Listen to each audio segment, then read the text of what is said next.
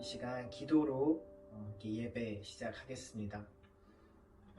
사랑의 아버지 하나님, 감사합니다. 하루하루 우리에게 주어진 이 하루들을 살아가는 것이 또 쉽지만은 않을 때도 있습니다. 그러나 주님, 우리 삶의 모든 상황 가운데서 우리 연약함 가운데 여전히 있지만 예수님의 보혈을 의지해서 주님께로 또 이 시간 담대히 나아갈 수 있도록 도와주세요. 감사드리고 예수님 이름으로 기도드립니다. 아멘.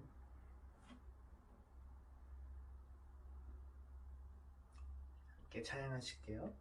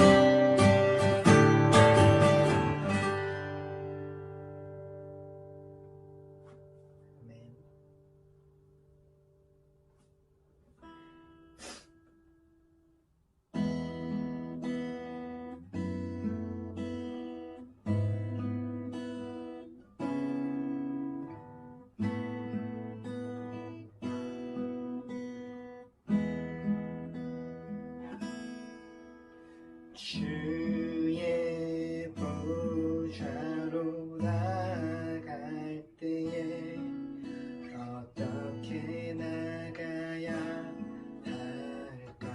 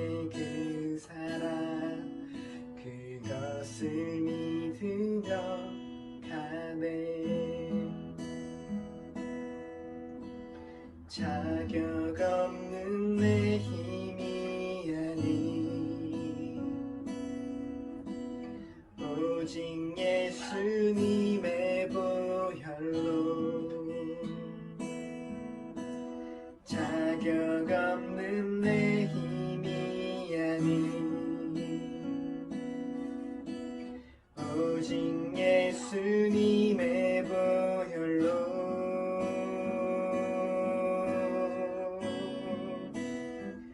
십자가의 보혈 완전하신 사랑 힘입어 나갑니다.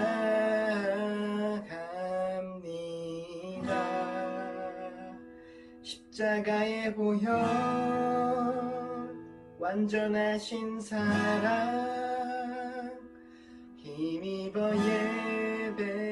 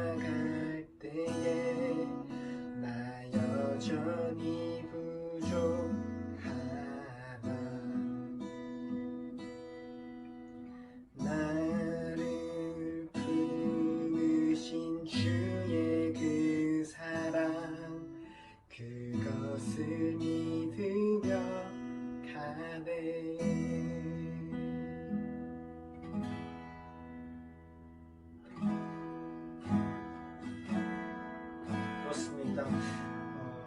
우리 어떠한 것으로는 주님께 나아갈 수 없습니다. 오직 예수님의 그 보혈을 의지하여서 주님께 나아갑니다. 이 시간 우리 함께 예배를 위해서 기도했으면 좋겠는데요.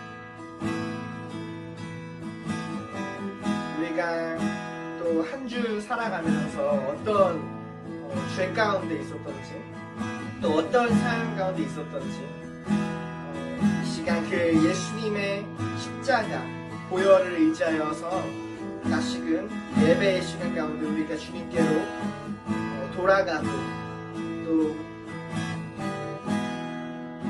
우리 행동들을 고치는 그런 시간 될 수 있도록 이 시간 예배를 위해서 함께 같이 기도하셨으면 좋겠습니다. 기도드리겠습니다. 사랑의 아버지 감사합니다. 주님, 우리 어떠함으로는 살 수 없음을 고백합니다. 오직 주님의 그 그 십자가 보혈을 의지하여서 주님의 공로로만 우리가 주님께 나아갈 수 있음을 고백합니다. 주님, 이 시간 우리가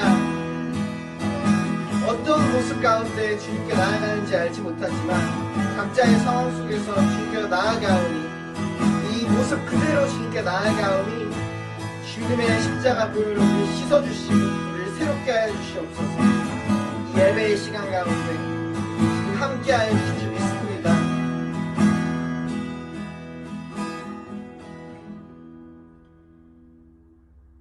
사랑의 아버지 하나님 감사합니다. 우리를 사랑하는 자녀로 불러주셔서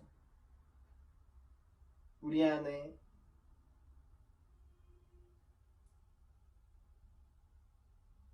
굳은 마음을 제하시고 부드러운 영을 주셔서 우리가 예수님을 알게 하시고 그 이름을 찬양하게 하심에 감사드립니다.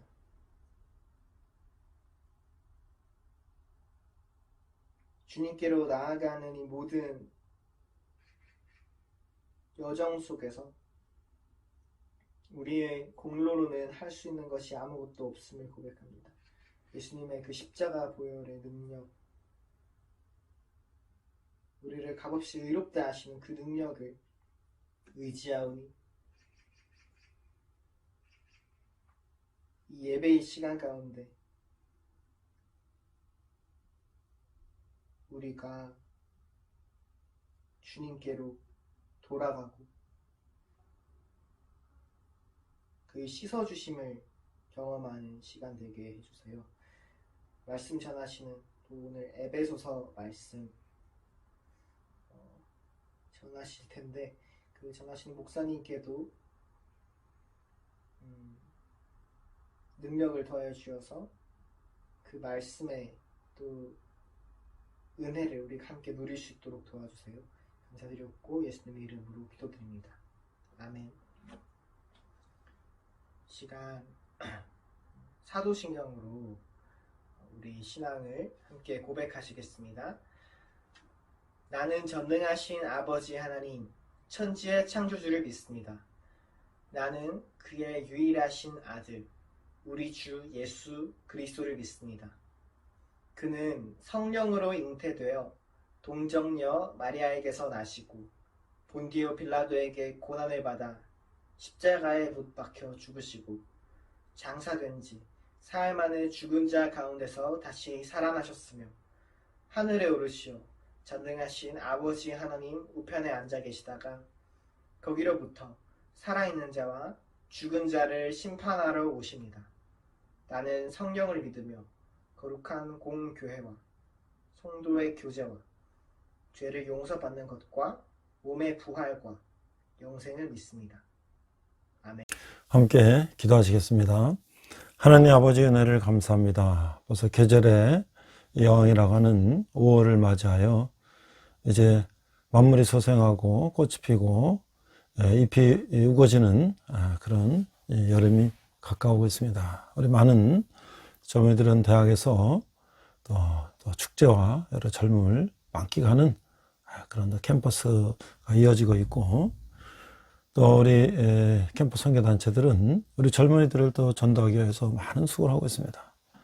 우리 군대 형제들은 또 국방 의무를 다하기 위해서 이런 좋은 날씨에도 훈련하고 수고하고 있습니다. 아버지, 오늘 우리 말씀을 통해서 은혜 받고 또 세상 가운데 승리하는 저희들 되게 하여 주시옵소서. 오늘 특별히 데살로니가 전후서 말씀을 통하여서 우리가 다시 예수님 다시 오실 때 어떻게 우리가 준비를 해야 되는지 더 깨닫게 하시고, 또 바울의 그 데살로니가 교인들을 위한 사랑의 마음을 깨닫는 시간 되게 하여 주시옵소서. 오늘도 신정과 진정을 회복하게 하시며 말씀을 은혜 받아 세상 가운데 승리하는 저희들 되게 하여 주시옵소서. 감사드리며 예수님 이름으로 기도했습니다. 아멘. 저는 여기서 너무나 행복합니다. 저에게 1000개의 생명이 있다면 그 모두를 한국을 위해 기꺼이 바치겠습니다.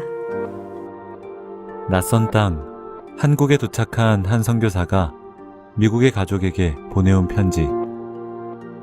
그녀의 편지를 읽은 텍사스 기독 청년들은 하나님께 영광을 돌리며 찬양하였다. 그런데 어떻게 된 일일까? 바로 다음 날 한국으로부터 그녀가 죽었다는 한 통의 비보가 날아들었다. 그토록 고대하던 한국 땅에 도착해 9개월 만에 세상을 떠난 25살의 여선교사. 과연 그녀는 어떤 삶을 살았던 것일까? 1883년 미국 텍사스에서 출생한 루비 캔드릭. 8살에 회심하고 중학교 시절부터 선교에 열정이 있었던 그녀는 19세에 해외 선교사를 자원하였다. 이후 4년간 사역을 준비하여 한국 선교를 자원했고 1907년 24세의 나이에 파송을 받는다. 복음의 이야기를 전하는 즐거움은 그 어떤 희생도 삼켜버릴 것입니다. 9월 말 한국에 도착한 캔드릭은 송도에서 사역을 시작한다.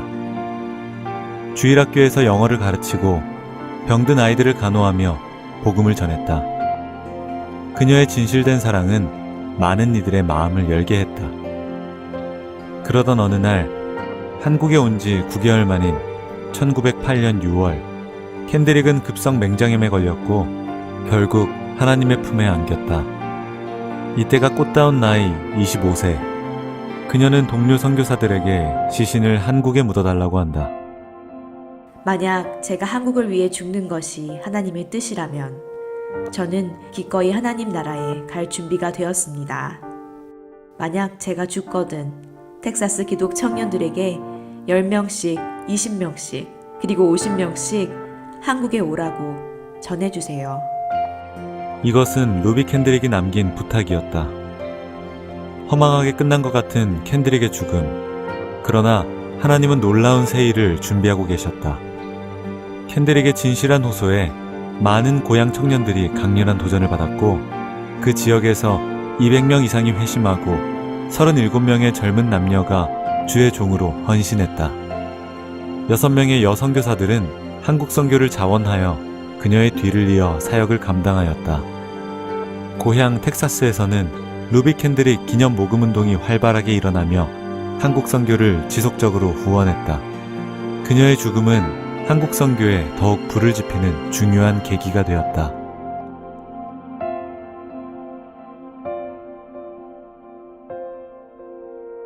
한 알의 밀이 땅에 떨어져 죽지 아니하면 한 알 그대로 있고 죽으면 많은 열매를 맺느니라. 25년의 짧은 생애 속에서 1000년보다 가치 있는 삶을 살아낸 루비 캔드릭. 한 선교사의 죽음은 한국 선교의 소중한 미랄이 되어 오늘날의 한국교회를 형성하는 중요한 밑거름이 되었다. 값진 희생을 통해 예수의 생명을 받게 된 우리. 복음의 빚진 자로서의 우리가 감당해야 할 거룩한 몫이 남아있다. 죽음보다 강한 그리스도의 심장이 우리 모두의 가슴에 그리고 한국교회 위에 부어지기를 기도한다.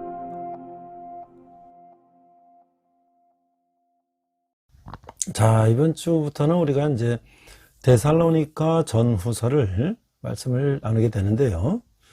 첫 번째는 데살로니가 전서 1장 연약한 성도를 위한 사랑의 권면이다 라는 제목으로 말씀을 나누고자 합니다. 오늘 부제는요, 양화진 선교사 묘역에 지금 계시는 루비 캔드릭 선교사의 이야기를 함께 나누고자 합니다. 자, 오늘 데살로니가 전서 1장 9절에서 10절을 한글과 영어로 자막을 보면서 함께 읽도록 하겠습니다. 데살로니가 전서 1장 9절. 그들이 우리에 대하여 스스로 말하기를 우리가 어떻게 너희 가운데에 들어갔는지와 너희가 어떻게 우상을 버리고 하나님께 돌아와서 살아계시고 참되신 하나님을 섬기는지와 10절. 또 죽은 자들 가운데서 다시 살리신 그의 아들이 하늘로부터 강림하실 것을 너희가 어떻게 기다리는지를 말하니 이는 장래에 노하시면서 우리를 건지시는 예수시니라. 이렇게 되어 있어요. 자, NIV 성경인데요. New International 버전인데 1 Thessalonians 1장 9절 10절입니다. For they themselves report with the kind of reception you gave us. They tell how you turned to God from idols to serve the living and true God.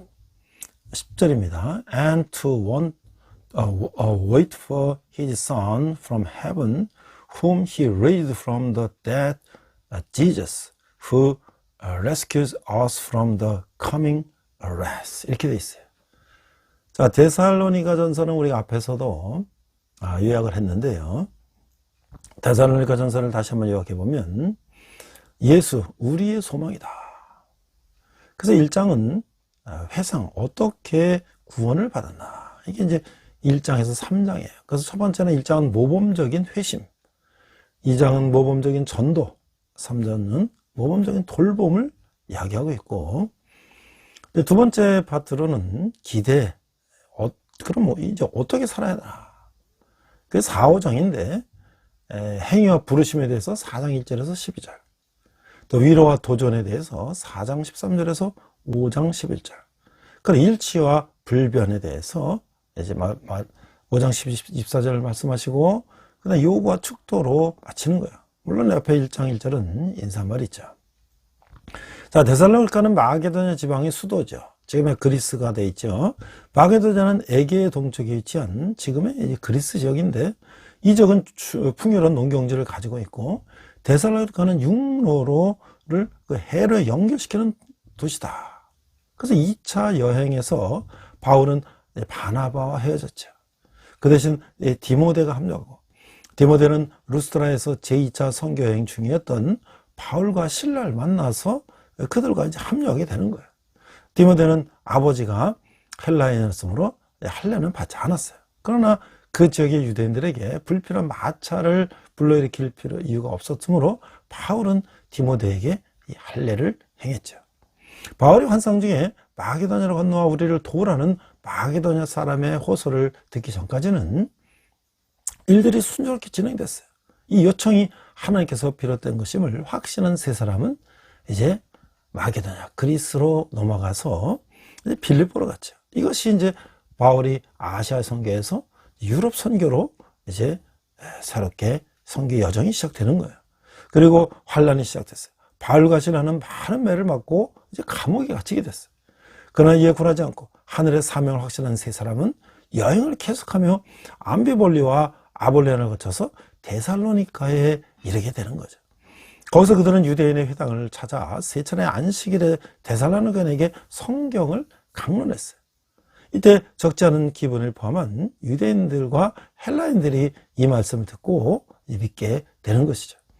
그러나 이 말씀을 듣고 시기하에 경로한 다른 유대인들도 베레아에서 이러한 일을 들어듣고 견디지 못하여 베레아까지 쫓아와서 소위 천하를 어지럽게 하던 이 전도자들을 핍박하게 됐어요.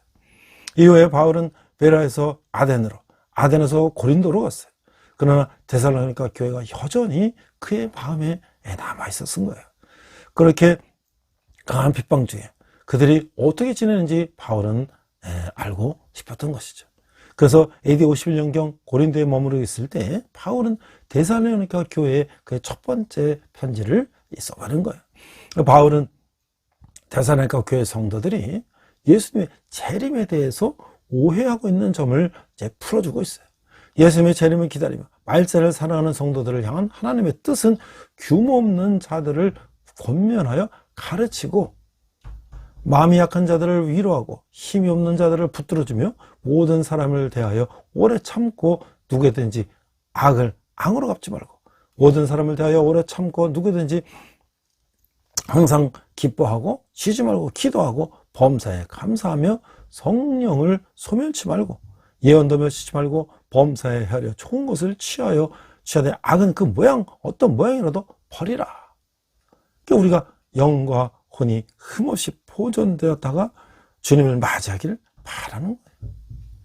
자, 그럼 예수님의 재림과 신자의 삶은 어떻게 되는가? 그러니까 예수님의 재림과 신자의 삶은 어떤 관계에 있는가?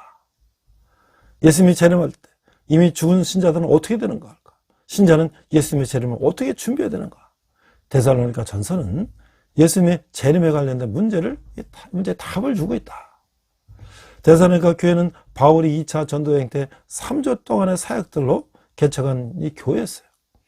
그러나 박해를 해서 곧 떠나야 했어요. 그러나 여러 차례 다시 돌아갈 시도를 했으나 뜻을 이루지 못하고 결국 디모데를 보내서 이 사정을 알아보게 됐어요. 3주 동안 선지자 교육을 한 데살로니가 교회에 어떤 일이 생겼을까? 데살로니가 교회는 박해에도 불구하고 믿음과 사랑과 소망이 풍성한 건강한 교회로 자라나고 있었다. 그렇지만 예수님의 재림과 관련된 몇 가지 잘못된 생각을 하고 있었어요. 그렇지만 예수님의 재림과 그래서 바울은 예수님의 재림에 대한 바른 생각과 준비를 하도록 이제 편지를 보내게 되는 거예요. 데살로니가 전서는 데살로니가 교회에 행하신 하나님의 역사에 대한 감사 1장에 3장, 또 데살로니가 교회가 나아가야 할 방향에 대한 교훈 4장과 5장의 구조로 되어 있는 것이죠. 바울이 데살로니가 교회의 가장 중요한 가르침은 예수님의 재림에 대한 바른 관점이었어요. 신앙생활을 잘하다가 그리스도 재림 전에 죽은 신자들과 해서 영원한 생명에서 제외되는 것이 아니라 예수님이 재림할 때 그들이 모두 부활하고요 그리스도를 맞이하게 될 것이라는 거예요. 그리고 그리스도의 재림 때 살아있는 신자들은 몸이 변형되어 그리스도를 맞이하게 될 것이다. 이게 4장 13절에서 18절 말씀이에요. 그러므로 그리스도의 재림 때 그리스도를 맞이하게 되는 것은 살아있는 상태든 죽어있는 상태든 아무런 차이가 없다고 하는 거예요.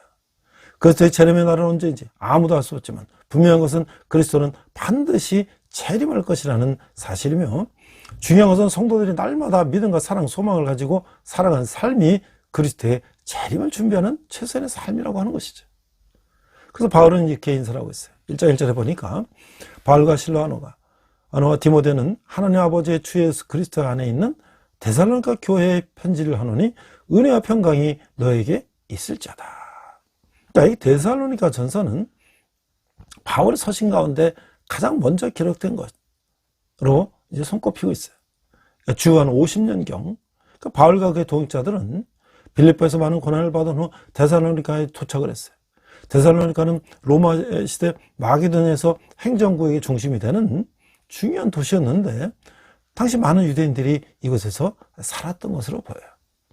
그곳에서 복음을 전하던 바울의 일행은 상당한 열매를 얻었으나 이 경건한 헬라인이 큰 무리와 적지 않은 기부인들이 이제 모였다는 거죠. 그런데 적대적인 유대인의 반발 때문에 베레아로 가야 됐다. 그 바울은 아덴을 거쳐서 고린도에 이르러 그곳에서 1년 6개월간 이제 목회를 하고 있어요. 이때 데살로니가 전서를 기록된 것으로 우리가 이제 알고 있죠. 이렇게 볼 때 이때 데살로니가 교회는 역사가 무척 짧은 어린 교회였다라고 생각할 수가 있는 거죠. 그 바울과 실라와 디모데가 함께 편지를 보내는 형식을 취하고 있는데 이 서신은 특히 그 1인칭 복수대명사에 우리의 표현이 많아요. 실라와 디모데는 바울의 성경의 동료자로 돕는 자로서 바울이 데살로니가에서 복음을 전할 때 함께 사역했던 것이죠. 따라서 이 두 사람은 데살로니가 교회의 상당히 알려진 인물이에요. 특히 디모데는 바울이 데살로니가 교회의 소식을 알고 싶을 때 보낸 인물이기도 했다고 하는 거죠. 그래서 이번 은혜와 평강, 이것은 바울이 하는 인사말에 아주 전형적인 표현이었다는 거예요. 그래서 다른 바울 서신도 이렇게 인사말을 자주 하고 있는데, 다만 이 데살로니가 후서에서는 하나님 아버지와 주 예수 그리스도라는 은혜와 평강이 기원되는 분을 언급하고 있었는데, 이 데살로니가 전서는 그 위에 수식어가 생각한 채 그냥 은혜와 평강만을 이야기하고 있는 것이죠. 이런 표현은 데살로니가 후서에서 사용되기 시작해서 바울 서신의 인사말의 특징이라고 할 수가 있어요. 그래서 지금 데살로니가 전서 인사말에서는 하나님 아버지와 주 예수 그리스도, 그래서 이 그리스도는 이 데살로니가 교회를 수식하고 있어요. 그렇게 해서 하나님 아버지 되심과 예수의 주 그리스도 되심을 강조하면서 데살로니가 교인이 그분들께 소속되어 있는 신분인 것을 부각하고자 했다고 하는 거예요. 한편으로 바울은 그 인사말의 헬라적 신약적 표현, 은혜, 카리스, 또 히브리적 구약적 표현, 이 샬롬, 그러니까 신약과 구약의 표현을 다 사용해서 은혜와 평강, 카리스와 평화, 에레네를 다 썼다는 것이죠. 그래서 하나님의 축복과 이 내용을 두 가지 말에 합축했던 것이에요. 진정한 은혜, 하나님의 사랑과 궁일하심과 평강, 하나님의 평화, 사랑과의 평화는 하나님만이 주시는 놀라운 복이 아닐 수가 없는 것이죠. 이런 인사말을 당시 헬라 시대에 흔히 사용됐던 인사말 카이렌, 기뻐하다, 이 카이로에서 유래한 말인데 비슷하면서도 이 차별화되는 것이다. 이 바울 신학이 핵심이 달려 있다. 그러니까 신약과 구약을 아우르는 은혜와 평강을 바울은 인사말로 하고 있다는 거죠. 그 당시 사람들은 그냥 카이렌, 그냥 은혜만 얘기하고 있는데, 자, 1장 2절부터 보도록 하겠습니다. 데살로니가 교인들의 믿음의 본. 자, 이제 우리가 너희 모두로 말미암아 항상 하나님께 감사하며 기도할 때 너희를 기억하면 너희의 믿음의 역사와 사랑의 수고와 우리 주 예수 그리스도에 대한 소망의 인내를 우리 하나님 아버지 앞에서 끊임없이 기억하미니. 자, 그 인사말에 의해서 바울은 이제 데살로니가 교회를 해서 기도하고 감사했음을 강조하고 있어요. 바울의 일행은 함께 그들 모두 그 새로 그리스도인이 된 이들 한 사람도 빼놓지 않고 항상 기도하며 그들을 위해서 하나님께 감사했다고 하는 거예요. 항상 이는 이 단어를 사용해서 그들을 위한 기도와 감사가 어떤 성격의 것이었는지를 강조하고자 했다고 하는 것이죠. 이것은 바울의 말이 데살로니가 교인들의 마음에 어떤 감동으로 타갔는지 짐작하기는 어렵지 않은 거예요. 이것은 바울 일행이 이 어떤 말을 하는 것이 아니라 실제 행동이었겠다라고 할 수가 있는 거예요. 여기서 이제 쉬지 않고 끊임없이는 이 3절의 이 기억함을 수식하는 건데, 이거 수식하는 것보다는 이제 항상 기도할 때 너희를 말한가 연결되는 거 보는 것이 더 자연스럽다. 그런데 항상은 감사에 쉬지 않고는 기도에 각각 연결된다. 항상 감사하고 쉬지 말고 기도하고 있다. 그래서 이 바울 일행이 기억했던 이 세 것은 이게 세 가지였는데, 첫 번째는 믿음의 역사, 사랑의 수고, 그리고 우리 주 예수 그리스도에 대한 소망의 인내가 것이다.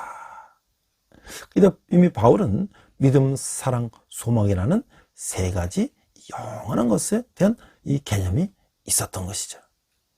믿음으로 일하고 이 사랑으로 섬기며 이 역사와 수고와 또한 우리 주님 예수 그리스도를 받아오는 소망으로서 기다리며 이 인내에 있어서 데살로니가 교인들이 보여준 일들을 기억하고 그로 인해 감사하며 이 기도했다는 거예요. 그 데살로니가 성도들이 보여준 이 세 가지 특징은 사실 모든 그리스도인들이 보여야 할 신앙의 특징이다 라고 할 수가 있는 것이죠. 그러니까 우리 하나님 아버지, 이 말은 데살로니가 교인들이 이 세 가지 장점을 하나 앞에서 기억한다는 말인 것인지, 데살로니가 교인들이 하나 앞에서 예수님에 대한 소망, 믿음, 사랑, 소망을 소유하고 있다는 것을 말하는 것에는 분명하지 않지만, 어느 쪽으로 의도했던 간에 이 말은 마지막 때 행한 대로 보응하시는 하나님 아버지께서 이들 교인들의 행한 바를 기억하실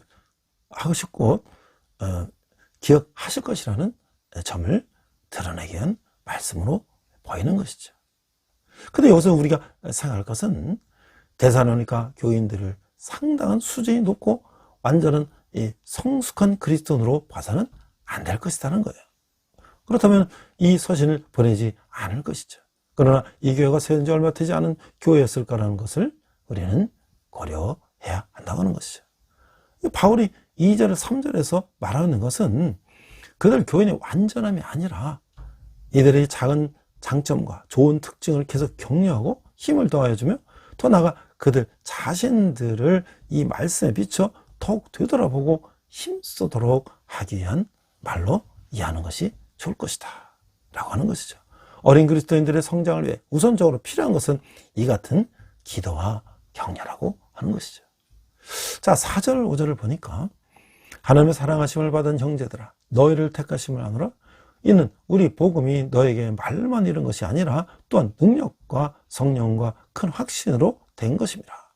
우리가 너희 가운데서 너희를 위하여 어떤 사람이 된 것은 너희가 아는 바와 같으니라.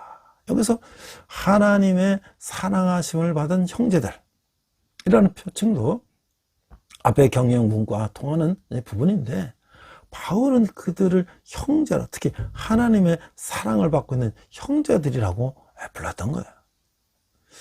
자, 그뿐 아니라 그들이 택함을 받은 존재인 것은 분명 했다고 하는 것이죠.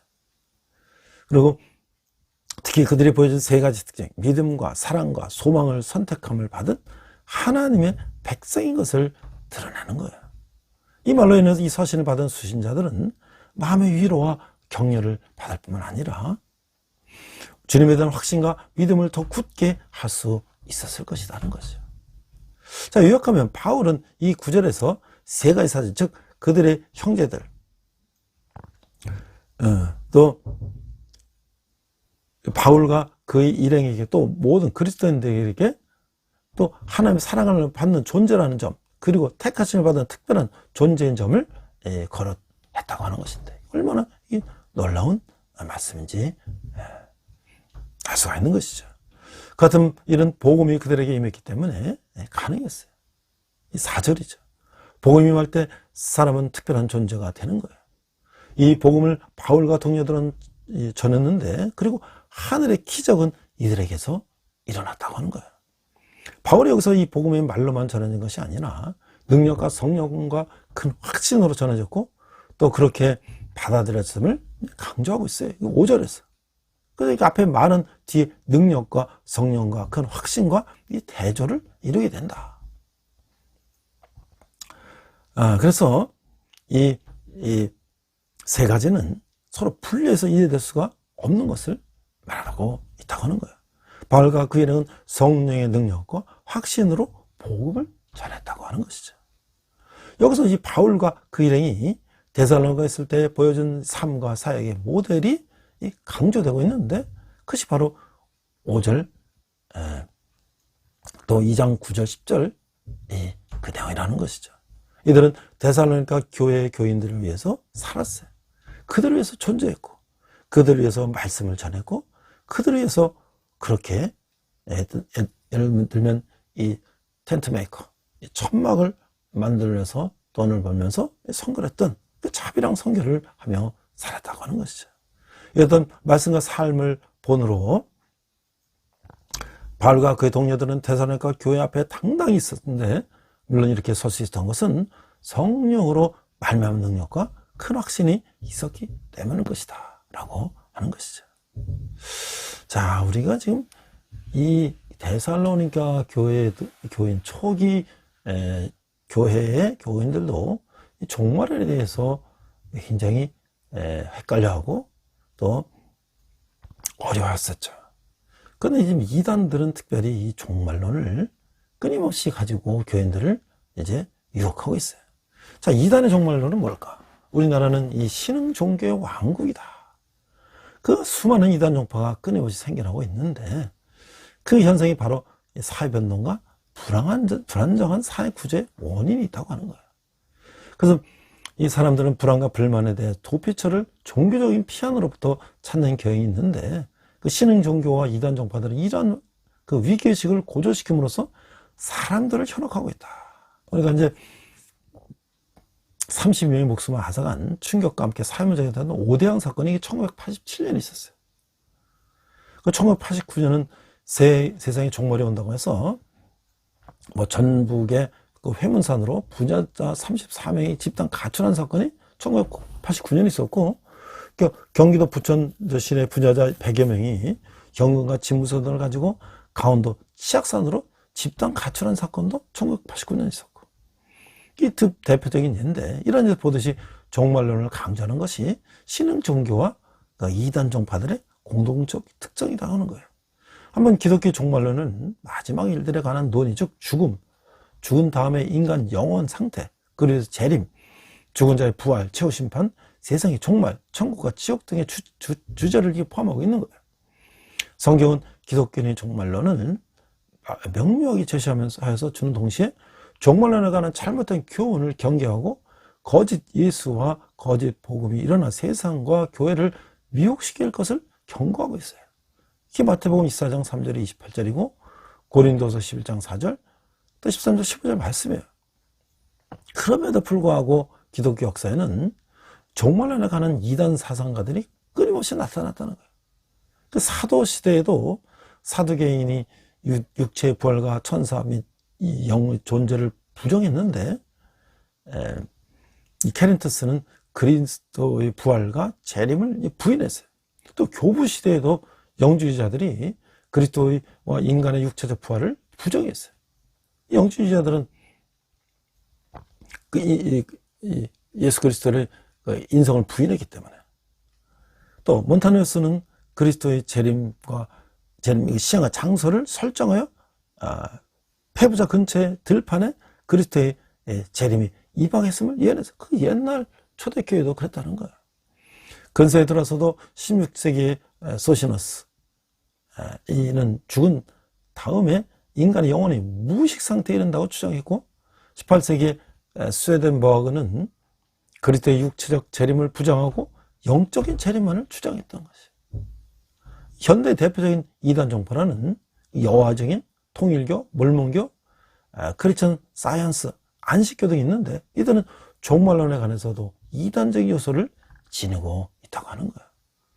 그래서 이제 그래서는 이들 가운데 그 여화적인 통일교, 몰몬교의 종말론을 성경적인 종말론과 비교해서 살펴보고 있는데, 급속히 전 세계적으로 확산되고 있는 이들이 어떤 면에서 어떻게 잘못되는가를 밝히는 동시에 종말에 대한 바른 이해와 길잡이를 제시하는 것이 이 글의 내용이었어요. 첫 번째 보면 여호와의 증인을 보면, 여호와의 증인은 찰스 러셀, 1872년 미국에서 창설했는데, 그 회중교회 교인이었던 러셀은 안식교 창시자인 윌리엄 밀러와 안식교 이탈자 바버의 재림 등에 많은 영향을 받았어요. 그는 세계의 세상과 이 세상의 종말주의, 재림의 목적과 방법 등의 저서를 통해서 그리스도가 1784년 비밀의 재림했다는 것과 1914년부터 자신의 독특한 성경 해석을 제시한 시온의 파수대라는 우리 잡지들 많이 뿌리는 거 봤죠? 뼈를 발간하여 판매한 편에 1880년은 시온 워치타워 성서 소책자 협회를 창립해서 초대회장이 됐는데, 이것이 곧 여호와의 증인이 시작했다.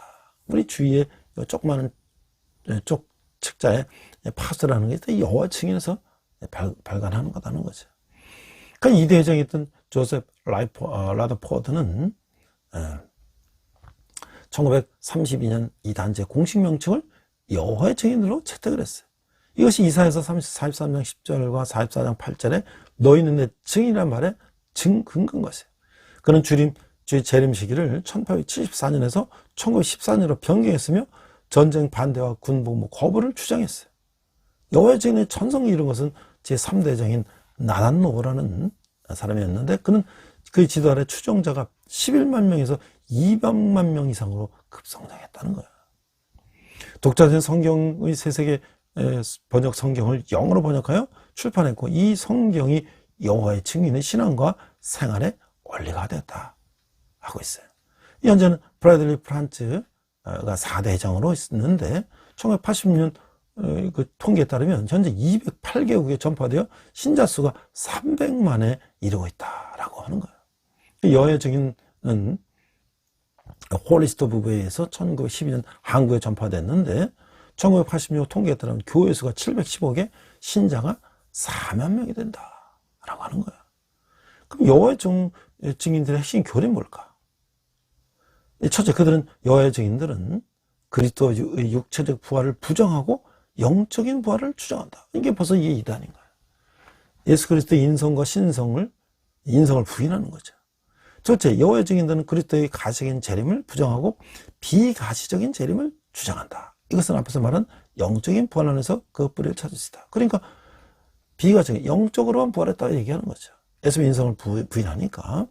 셋째, 여호와의 증인들은 영혼의 불멸을 부정한다. 그 영혼의 불멸을 부정한다. 넷째, 여호와의 증인들은 지옥의 존재를 부정한다. 이 지옥을 또 부정한다는 거예요. 성경을 부정하는 거죠. 다섯째, 여호와의 증인들은 지상 천국론을 주장한다. 결론적으로 이 지상에서 천국으로 잘 먹고 잘 지내면 된다. 이런 얘기가 아니겠어요? 이게 다 이단들의 사설이라는 것이죠. 사설, 거짓말이라는 거죠. 자, 우리가 이제 다시 성경으로 돌아와서 6절을 보니까 또 너희는 많은 환난 가운데서 성령의 기뻐로 말씀을 받아 우리 주를 본받은 자가 되었으니, 바울과 이 동료들, 복음을 찾아들이 본이 먼저이고 그 다음에 말씀을 받은 자들이 그 본을 따를 수가 있는 거예요. 좀 더 정확히 말하면 먼저 주님의 본이 있고, 그리고 사도와 말씀을 전한 자의 그 본을 따라 사는 삶이 있고, 그 다음에 성도들이 주님과 앞선 이들의 본을 따라 사는 삶과 행함이 있는 것이에요. 그러면서 우리 사역자들과 먼저 믿는 이들이 주님을 따라 살고 행하는 것이 얼마나 중요한지를 알 수가 있는 것이죠. 바울은 데살로니가 교인들이 주님과 바울의 일행이 보여준 본을 따라 살려고 하는 점을 인정하고 있어요. 더군다나 그들이 많은 환난, 동족에서 받는 고난, 이런 것들 가운데서도 그같이 도를 받아 본받은 자가 되었다, 본받을 자가 되었다 라는 점을 높게 사고 있다고 하는 거예요. 이 데살로니가 교회는 복음이 전해질 때부터 고난이 뒤따랐어요. 그것을 처음으로 복음을 받아들였던 야손과 그 형제들은 공중 앞에 끌려가는 봉변을 당하기도 했던 것이죠. 그거로 복음 때문에 이들에게 고난이 많은 점을 바울이 사용한 많은 환난이라는 단어 속에서 읽을 수가 있는 거예요. 이들은 많은 환난 속에서 성령의 기쁨으로 바울과 그 일행들의 전해진 말씀을, 그 로고스를 받았어요. 이것은 성령의 기쁨이 이들 하여금 말씀을 받는데 문제가 되지 않게, 즉 난관의 상황을 극복하겠다라고 하는 것이죠. 그런데 이 성령의 기쁨은 하나님의 말씀을 받을 때 특별히 주어진다는 점을 우리가 기억해야 한다는 거예요. 다시 말해, 말씀을 받아들이는 것과 성령의 기쁨은 서로 분리할 수 없는 깊은 상관성이 있다라고 할 수가 있죠. 어떤 환난의 어려움도 이를 거스를 수가 없었던 거예요.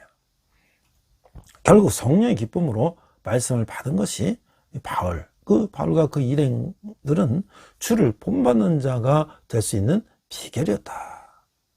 그래서 말씀을 받는다는 동사가 이게 부정 과거 분사인데 이렇게 쓰여졌다는 것은 이 말씀을 받는 일이 바울과 주님을 본받는 일보다 먼저 이루어진 것을 말해주려기 했기 때문일 것이다 라고 하는 거죠.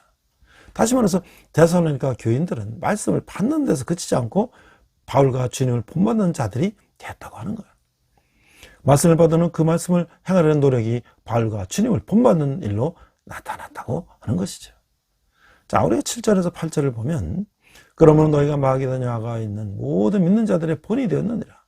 주의 말씀이 너희에게부터 마게도냐 아가에만 들릴 뿐 아니라 하나님을 향하는 너희 믿음의 소문이 각처에 퍼졌으므로 우리는 아무 말도 할 것이 없노라. 자, 이렇게 해서 데살로니가 교인들은 마게도냐, 이 데살로니가를 포함해서 빌립보, 베레아 등의 이 지역과 아가야, 아덴, 고린도 등의 지역이 모든 신앙인의 모델이 되었다라고 하는 거예요. 자, 흥미로운 것은 주님과 바울을 본받은 일이 결국 다른 이들의 본이 되는 것이 되었다는 것이죠. 어떤 존재를 자신의 이상으로 삶아 그를 닮고 따르려 하는 것은 결국 자신이 어떤 존재가 되는지를 결정하게 된다고 하는 거예요. 이 데살로니가 교인들은 주님을 닮고자 했고, 또한 그분의 말씀을 전해준 바울과 그 일행의 본을 닮고자 했을 때 어느덧 그들은 다른 지역의 믿는 자들에게 귀감이 되는 존재가 될 수가 있었다고 하는 거예요. 자, 이 마지막으로 9절에서 10절을 보니까 그들이 우리에 대하여 스스로 말하기를 우리가 어떻게 너희 가운데서 들어갔는지와 너희가 어떻게 우상을 버리고 하나님께로 돌아와서 살아계시고 참되신 하나님을 섬기는지와 또 죽은 자들 가운데서 너희 살리신 그의 아들이 하늘로부터 강림하신 것을 너희가 어떻게 기다리는지를 말하니 이는 장래에 노하시면서 우리를 건지시는 예수시니라. 이렇게 말씀하고 있어요. 이번에서 특히 대명사 이 그들, 이 마게도니아와 아가지의 신앙들, 너희 이 데살로니가 성도들, 그리고 우리 바울과 그의 동료 사역자들의 상호관계 속에서 메시지가 담겨 있어요. 그들이 전하는 정보는 다음과 같은데, 첫째, 그들이 바울 일행이 데살로니가 들어갈 때 이곳 사람들, 이 너희, 그들, 우리를 영접하는 방식이 놀랐어요. 왜냐하면 데살로니가 교인들은 이방 종교의 배경 가운데 있던 사람이었음에도 불구하고 바울의 일행을 마음으로 받아들이고 그들이 전해진 말씀을 믿고 따랐기 때문이라는 거예요. 그 두 번째는 그들은 너희가 어떻게 우상을 떠나 사시고 참되신 하나님을 섬기게 되었는지에 대해서 놀라고 있어요. 실로 충격적이었던 것이죠. 그 고장에서 섬기던 우상들을 버리고 사시고 참되신 하나님을 섬기게 된 것이 놀라운 일이라고 안 할 수가 없는 거예요. 여기서 바울은 하나님을 사시고 살아계시고 참되신 진리이신 그 분 단수로 소개하고 있는데, 그 우상들 복수 생명이 없고 거짓된 것임을 전제되는 것과 강하게 대조시켰어요. 하나님 한 분이신데 우상들은 여러 복수라는 거죠. 우상들은 그것들로부터 돌이켜 떠나였던 것이고, 하나님은 바로 그분에게로 돌이켜줘야 할 마땅한 분이셨다라고 하는 거예요. 셋째, 그들은 너희가 하늘로부터 오실 하나님의 아들 예수 그리스도를 기다리는 것을 보고 또 놀랐어요. 이게 바로 10절이죠. 이 제레미 신앙은 이 놀라운 것이다라고 하는 거예요. 그래서 이 바울은 이 세 번째 주제와 관련해서 예수님에 대해서 이 세 가지를 강조했어요. 첫째, 그 주님은 죽은 자 가운데서 살아나신 분이다. 하나님께서 죽은 자들 가운데서 다시 살리시는 분이다 라는 거예요. 둘째, 우리를 다가올 진노에서 건지시는 구원자 예수이시다라는 거예요. 셋째, 예수 그리스도는 하늘로부터 강림하실 하나님의 아들이시다. 그러므로 모든 그리스도인들이 이분을 기다려야 한다. 각각 부활, 구원, 재림이다. 이것이 바울의 신앙 고백이고 복음이라고 하는 거예요. 이 신앙은 그대로 데살로니가 교인들에게 물려졌을 것이에요. 이 바울은 이분에서 당시 이 복음을 강조하고 있는 것이죠. 자, 우리가 이제 여기서 결론적으로 여기 본문에서 몇 가지 중요한 우리가 포인트를 한번 살펴보면, 첫째는 뭐냐면 하나님의 다른 것은 다 우상이라는 거예요. 하나님만이 사시고 참되신 하나님이시다는 거예요. 둘째는 그 생명이 없고 이 거짓인 우상들로부터 살아계시고 참되신 하나님께로 돌아와야 된다는 거예요. 셋째는 예수 그리스도 우리 주님은 부활하신 분, 그 죽음을 이기신 분이십니다 라고 하는 것이죠. 넷째는 때가 차게 되면 그 주님은 반드시 다시 오실 것이라는 거예요. 다섯째, 미래에 반드시 하나님의 진노와 심판이 있을 것이다 라고 하는 것이죠. 여섯째는 그때 진노를 피할 수 있도록 건져내실 분은 예수님 뿐이다. 그는 구원자이시기 때문이다 라고 하는 거예요. 그 1장 전체는 어떤 지적인 명령도 없고, 주로 바울과 그 일행이 데살로니가 성도를 위해서 기도하며 감사하는 내용과 특별히 그들이 가진 믿음과 가치를 인정하고 격려하는 내용이 담겨 있다고 하는 거예요.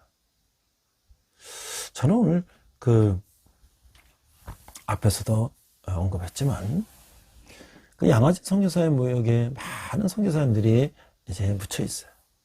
근데 그 중에 그 루비 캔드릭이라고 하는 젊은 미혼 여성 선교사가 묻혀 있는데, 그녀는 1907년 10월에 개성에서 사역을 시작해서 1908년 6월, 그러니까 불과 1년도 채 안 돼서 급성 맹장염으로 하늘나라의 부름을 받을 때까지 헌신적으로 일하셨던 선교사님인데, 그분의 묘비에 이런 말이 새겨 있어요. 만일 내게 1000개의 생명이 있다면 그것을 모두 초선에 주기를 원하노라. If I had 1,000 lives to give, Korea should have them all. 이렇게 돼 있어요. 미국 텍사스주의 한 마을에서 행복한 가정의 귀한 외동딸인 그 루비 캔드릭은, 그녀는 젊고 아름답으며 부모에게나 친구에게 사랑받는 사람이었어요. 신앙이 좋으신 부모님 밑에서 어려서부터 하나님에 대해 듣고 살아가던 중에 청년의 시절에 하나님의 사랑을 깨닫게 됐어요. 비록 젊은 여성이었지만 루비는 예수님을 모르는 사람에 대한 민망히 여기는 마음이 특심해서 사람들을 구원하는 일에 자신을 드리고 싶은 열망을 갖고 있었어요. 그녀는 하나님께 오랫동안 선교사에게 자신을 써주기를 간절히 기도했어요. 그러더니 미주리주 캔사스에서 여성 성경학교를 졸업한 후 곧장 그 나이 24살이 돼서 채 되지 않았을 때 당시 교회 선교 프로그램에서 선교사로 자원을 했어요. 하지만 나이가 너무 어리기 때문에 일단 거절을 당하게 되며, 또한 자신에게만 소망을 거시는 홀 어머니의 반대에 부딪히게 되었어요. 아직 결혼도 하지 않고 꿈도 제대로 펼치지 못한 딸이 위험한 이방 땅에 선교사로서 보내지다는 것은 아무리 믿음을 가졌다 해도 용납되지가 않았던 거예요. 텍사스에서 어려서부터 믿음의 친구였던 레이첼, 교회를 다니긴 했지만 믿음이 분명치 않았던 그 친구, 그녀는 루비의 마음에 찬물을 끼얹듯 루비 자신을 위해 사는 것이 하나님의 뜻일 거라고 편안한 삶을 부추기기도 했다고 하는 거예요. 하지만 루비는 자신의 깨닫게 된 주님의 십자가 사랑과 주관은 온 세계의 영혼을 보면서 이사야 6장 8절 말씀으로 하나님께만 자신의 소원을 아뢰기로 결심하고 매일 기도했어요. 그런 가운데 어머니는 기도한 중 사랑하는 사무엘을 하나님께 드리는 한나의 믿음으로 이제는 딸을 하나님께 온전히 드리며 기도해 주겠다고 격려해 주셨어요. 그런 중 오랜 기도의 응답으로 텍사스주 교회 청년의 대표로 조선이라는 미전도 종족의 땅에 선교사로 파송이 결정이 됐어요. 그래 1907년 2월 조선에 도착한 그는 자신의 임지인 개성에서 활동을 하였는데 개성의 작은 교회에서 아이들을 맡아 복음을 전하였고 말은 통하지 않았지만 희생과 봉사에 꾸준히 일을 해두며 조선인들에게 하나님의 사랑을 전했어요. 그런 중 8개월이 채 안 된 1908년 6월 갑자기 심한 복통을 겪게 되는데 당시에 심하게 유행했던 이질인 줄 알았으나 증상이 달랐어요.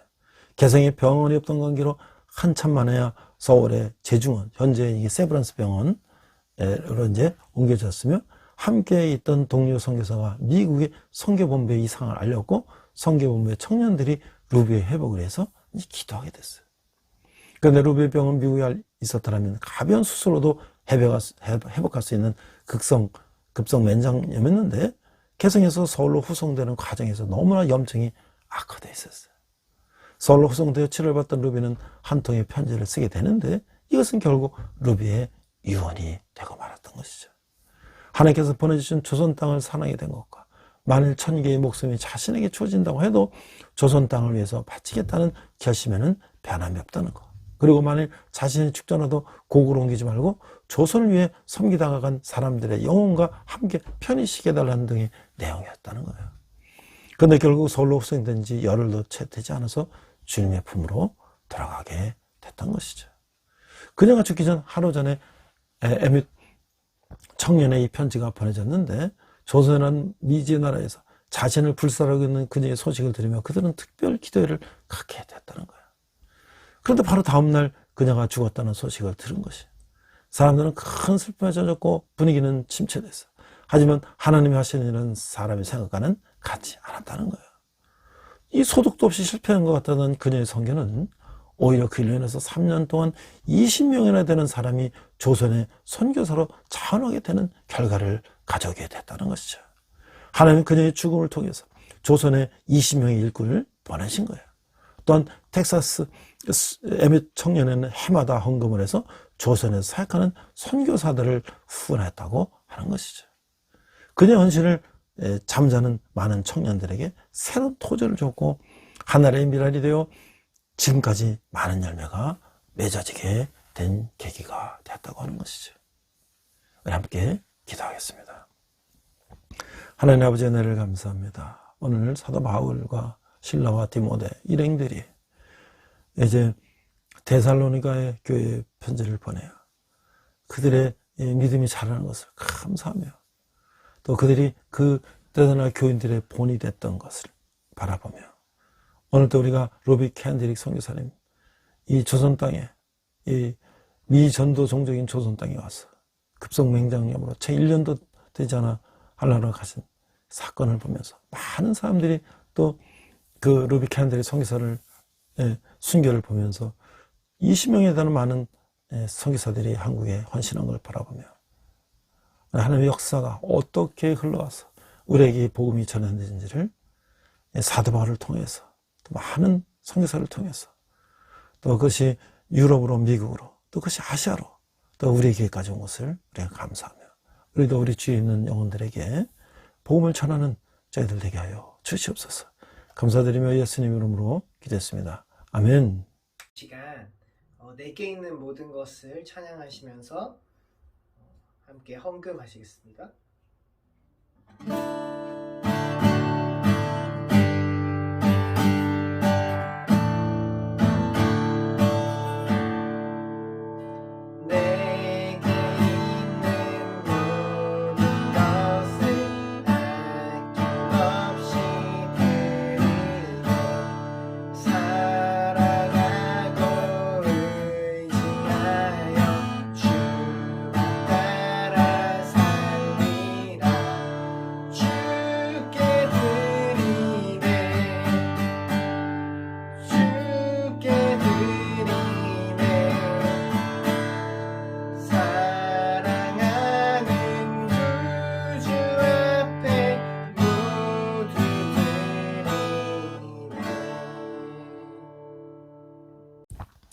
앞서 기도한 것처럼 지금 대학에서는 축제들과 여러 행사들이 있고요.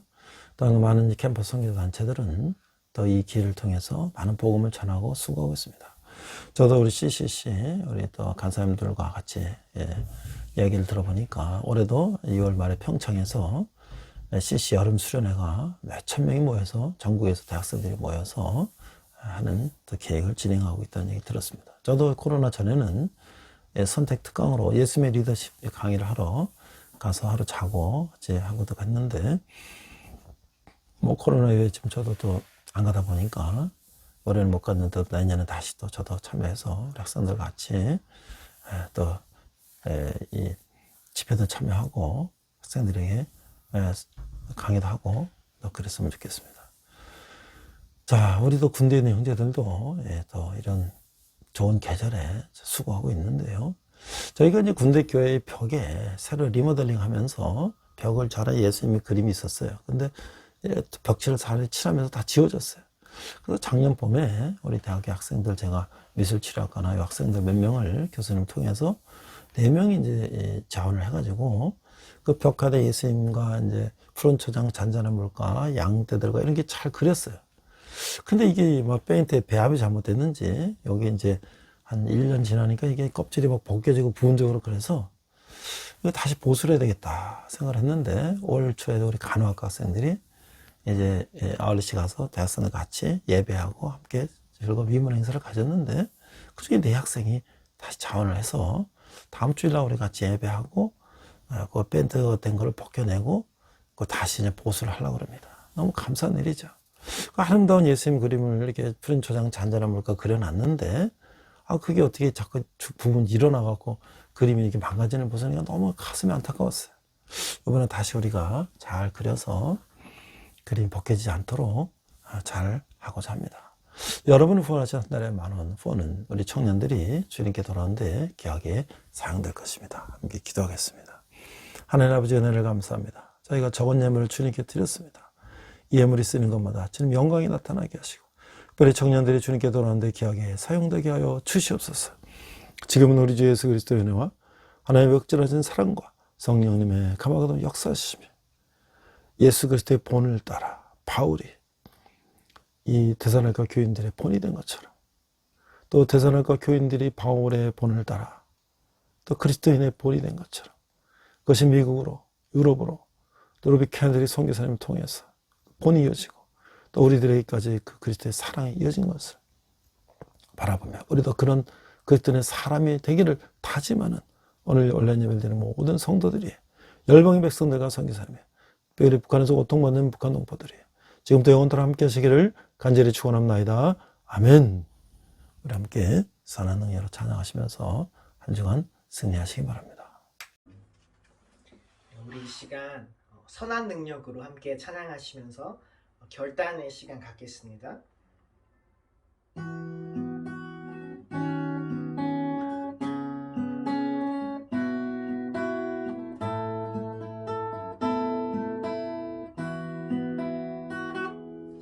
그 선한 힘에 고요히 감싸여 그 놀라운 평화를 누리며 나 그대들과 함께 걸어가네 나 그대들과 하늘을 여네 지나가 너무 어둠의 날들이 무겁게 내 영혼 짓눌러도 오 주여 우릴 외면치 마시고 약속의 구원을 이루소서 그 선한 힘이 우릴 감싸시니 믿음으로 일어날 일 기대하네 주 언제나 우리와 함께 계셔 하루 또 하루가 늘 새로워 주께서 밝히신 작은 조